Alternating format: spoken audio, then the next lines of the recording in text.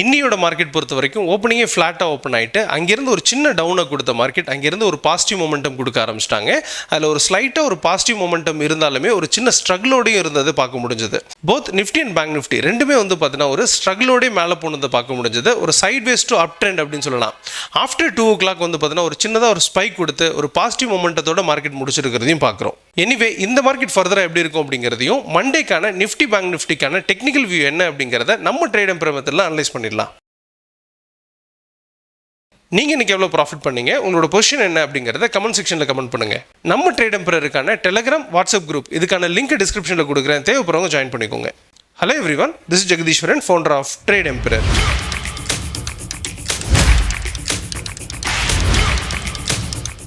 நம்ம ட்ரேட் எம்பையரில் ஒரு ஸ்பெஷல் ஆஃபரோட விஜயதசமிக்கான நியூ செஷன் ஸ்டார்ட் பண்ணுறோம்.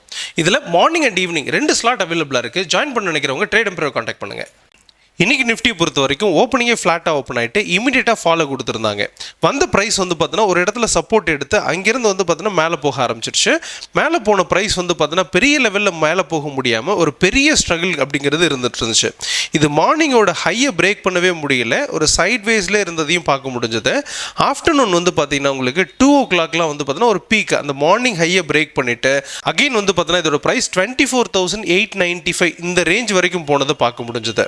ஒரு கிளியரான ஒரு பாசிட்டிவ் மொமெண்டம் இருந்தாலுமே நிறைய ஸ்ட்ரகிளோட முடிஞ்சதை பார்க்க முடிஞ்சது.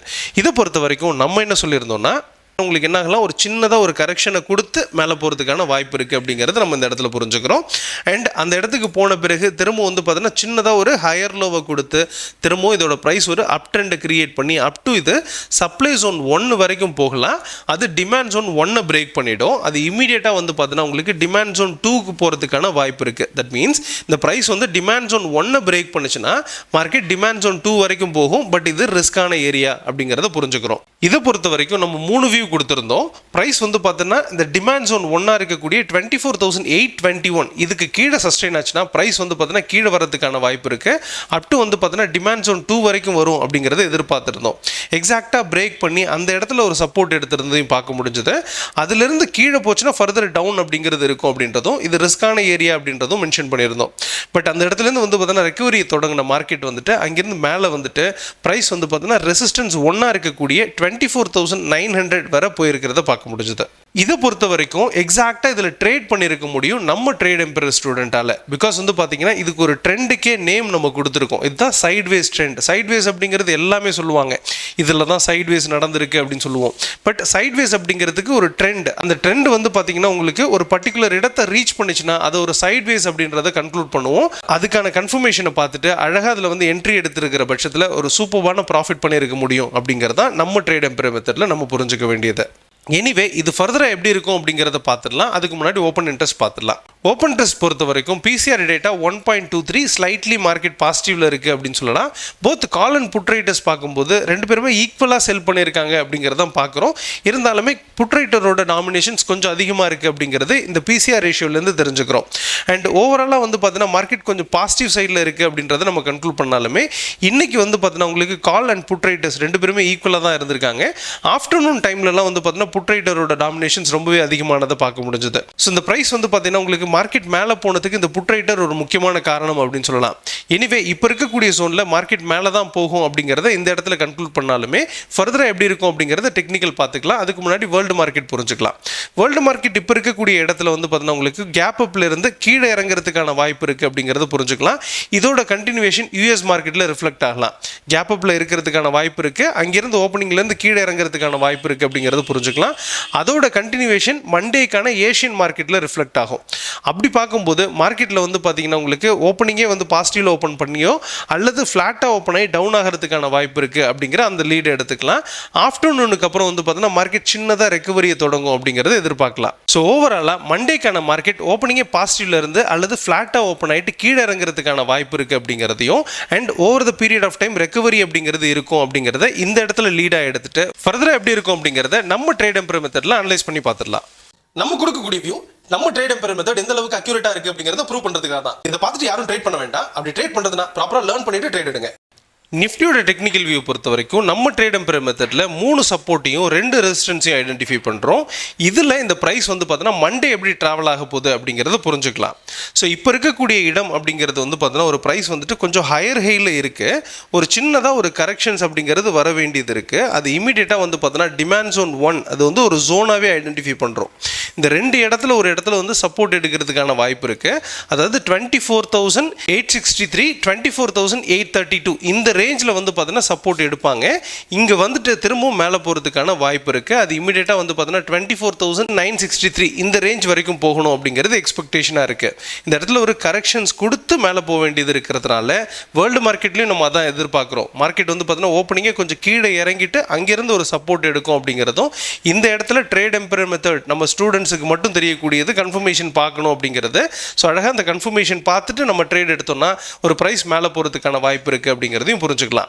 சப்போஸ் இந்த ப்ரைஸ் வந்து பார்த்தீங்கன்னா டிமாண்ட் ஜோன் 1க்கு கீழே இருக்கிற பட்சத்தில் அதாவது 24,832க்கும் கீழே இருந்துச்சுன்னா ப்ரைஸ் ஃபர்தராக கீழே இறங்கலாம்.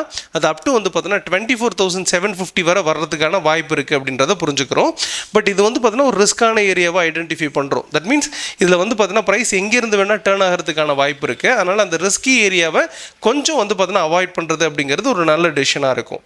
சப்போஸ் இந்த டிமாண்ட் ஜோன் 2 பிரேக் பண்ணுற பட்சத்தில் மார்க்கெட் வந்து பார்த்தீங்கன்னா ஃபர்தராக டவுன் டைரக்ஷன்ஸ் மூவ் ஆக ஆரம்பிச்சிடும். அது அப் டு வந்து பார்த்தீங்கன்னா 24,590 இந்த ரேஞ்ச் வரைக்கும் போகும் அப்படிங்கிறது அடுத்த எக்ஸ்பெக்டேஷனாக இருக்குது. ஸோ இதுக்கு கீழே அதாவது 24,750க்கு கீழே இருந்துச்சுன்னா கொஞ்சம் ஸ்ட்ராங்காகவே கீழே போகும் அப்படிங்கிறதும் 24,590 அண்ட் அதையும் பிரேக் பண்ணுறதுக்கான வாய்ப்பு இருக்குது அப்படிங்கிறதையும் புரிஞ்சுக்கலாம்.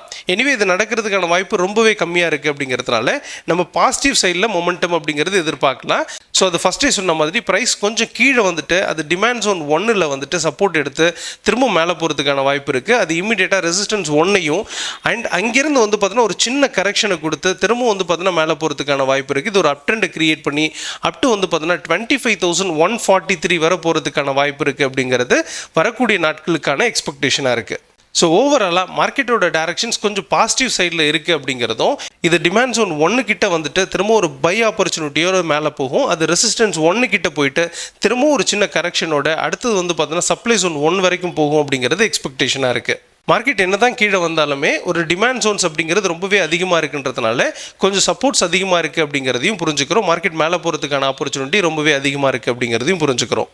இன்றைக்கி பேங்க் நிஃப்டியை பொறுத்த வரைக்கும் ஓப்பனிங்கே சின்னதாக நெகட்டிவில் ஓப்பன் ஆகிட்டு இமீடியட்டாக பாசிட்டிவ் வந்துட்டாங்க அப்படின்னு சொல்லலாம். வந்த ப்ரைஸ் வந்து பார்த்தீங்கன்னா 55,500 இந்த ரேஞ்சில் போயிட்டு வந்து பார்த்தீங்கன்னா ரெசிஸ்ட் ஆகிட்டு திரும்பவும் கீழே வந்தாங்க.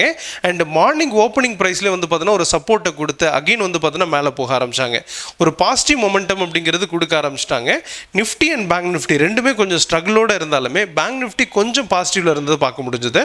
அண்ட் அங்கேருந்து வந்த ப்ரைஸ் வந்து பார்த்தீங்கன்னா உங்களுக்கு 55,600 நியரில் போயிட்டு ஒரு ஸ்ட்ரகிளோட மார்க்கெட் முடிச்சிருக்கிறதையும் பார்க்குறோம். அரௌண்ட் வந்து பார்த்தீங்கன்னா 241 பாயிண்ட் பாசிட்டிவ்ல முடிச்சிருக்காங்க. இதை பொறுத்த வரைக்கும் நம்ம என்ன சொல்லியிருந்தோம்னா அப்போது ஃப்ரைடே ஓப்பனிங்கே வந்து பார்த்தீங்கன்னா இங்கேருந்து மேலே போகிறதுக்கான வாய்ப்பு இருக்குது அப்படிங்கிறத எடுத்துக்கலாம். இமீடியட்டாகவே வந்து பார்த்தீங்கன்னா மேலே போனது திரும்ப ஒரு சின்னதாக ஒரு ஹையர் லோவை கொடுத்து இதுக்குள்ளார ஒரு அப் ட்ரெண்ட் அப்படிங்கிறது ஃபார்மேஷன்ஸ் கொடுப்போம்.